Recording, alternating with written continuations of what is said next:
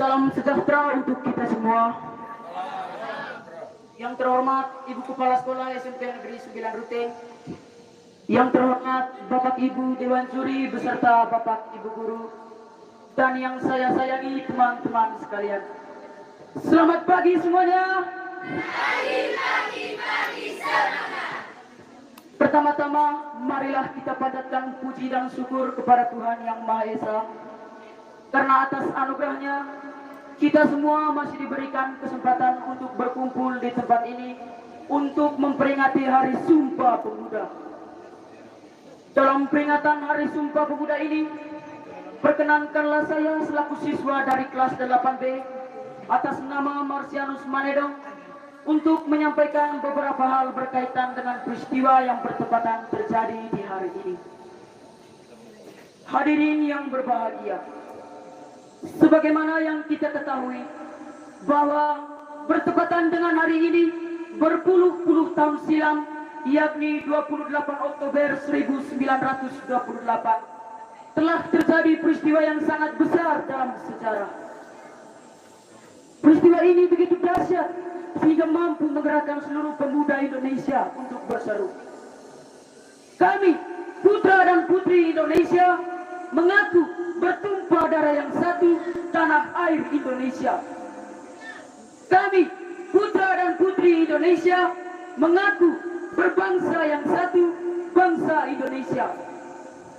Kami, putra dan putri Indonesia, menjunjung bahasa persatuan, bahasa Indonesia.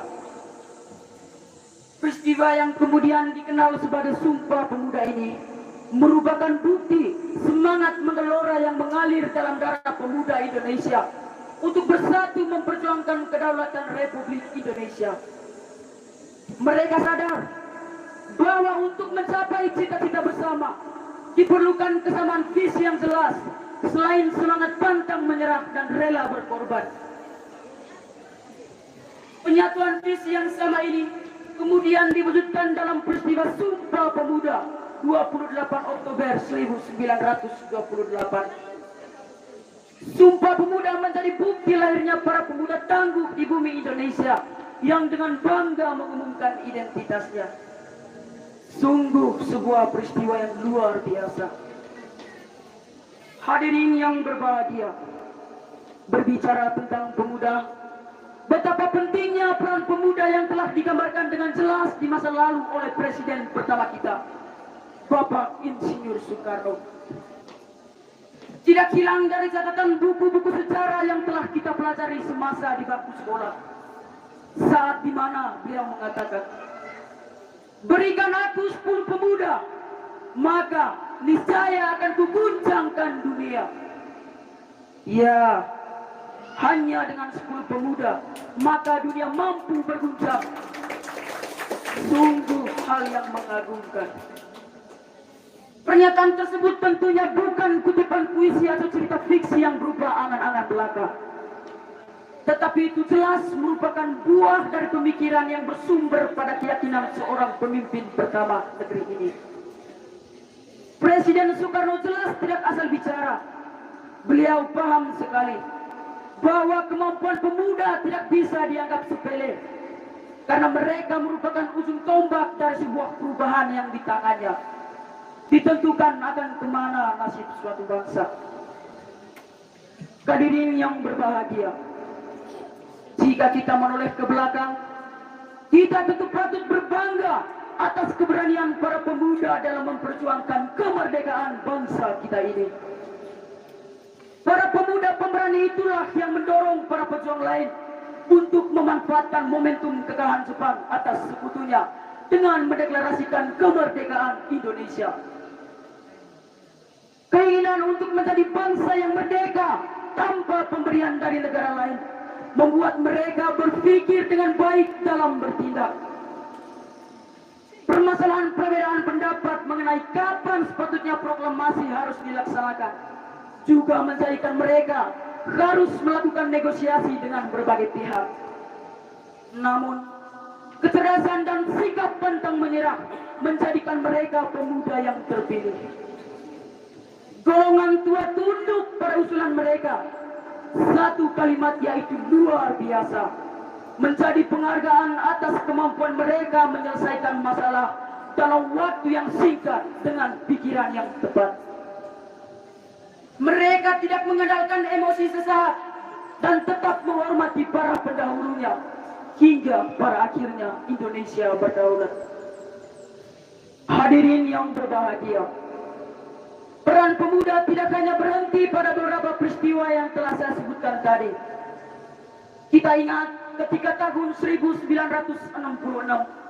dilatar belakangi kondisi pemerintahan saat itu, muncullah gerakan mahasiswa secara nasional yang tergabung dalam kelompok aksi mahasiswa Indonesia atau yang disingkat dengan KAMI. Gerakan ini mencetuskan 3 tuntutan rakyat atau yang disingkat dengan Tritura, yang meminta dibubarkannya PKI beserta ormas-ormasnya, perombakan kabinet Lamira, dan diturunkannya harga sembako. Aksi-aksi yang terus berlanjut berujung pada diterbitkannya surat perintah 11 Maret yang menandai berakhirnya Orde Lama dan berganti menjadi Orde yang baru. Berlanjut ke tahun 1998,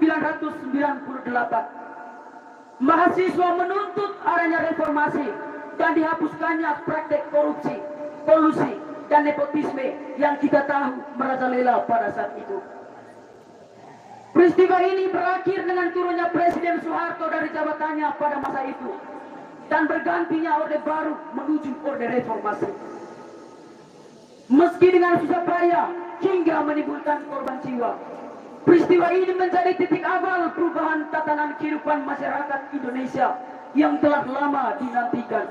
Dan ini merupakan buah dari kesatuan visi yang sama, semangat pantang menyerah, dan kerelaan berkorban dari para pemuda. Hadirin yang berbahagia, serangkaian peristiwa ini menjadi salah satu contoh nyata peran besar pemuda di masa lampau. Sekedar berkaca dari sejarah, perbedaan peran dan semangat pemuda di masa lampau dan masa sekarang nyatanya berbeda. Pergeseran telah terjadi di berbagai sisi kehidupan. Dalam hal budaya misalnya, betapa banyak budaya asing yang telah terserap dan mendarah daging di jiwa pemuda kita saat ini. Ketertarikan lebih pada musik-musik asik dan mode pakaian yang jauh dari adat ketimuran menjadi salah satu contoh nyata dan kita. Munculnya fenomena perasaan bangga ketika mampu menyerap kebudayaan dari negara lain, sementara merasa malu untuk mengakui budaya sendiri sudah tidak dapat dielakkan lagi. Semakin lama, budaya ketimuran pun semakin tergerus zaman. Memang sudah seharusnya kita pemuda terutama berpikir terbuka terhadap segala hal. Namun perlu kita sadari bahwa terbuka tidak harus berarti menerima begitu saja tanpa memikirkan dampak negatifnya. Bukankah telah dicontohkan oleh para pendahulu kita bagaimana cara mengelola sesuatu dengan memanfaatkan kecerdasan berpikir? Hadirin yang berbahagia, pada akhirnya kita sebagai generasi penerus bangsa patut berbangga dan bersyukur atas apa yang dilakukan para pemuda pendahulu kita. Mari kita manfaatkan apa yang telah mereka perjuangkan dengan sebaik mungkin, agar mereka tidak kecewa atas apa yang telah mereka upayakan dengan segenap jiwa dan raga. Demikian yang dapat saya sampaikan. Mohon maaf atas kesalahan. Atas perhatian hadirin sekalian, saya ucapkan limpah terima kasih. Ya, kita tepuk tangan untuk dia.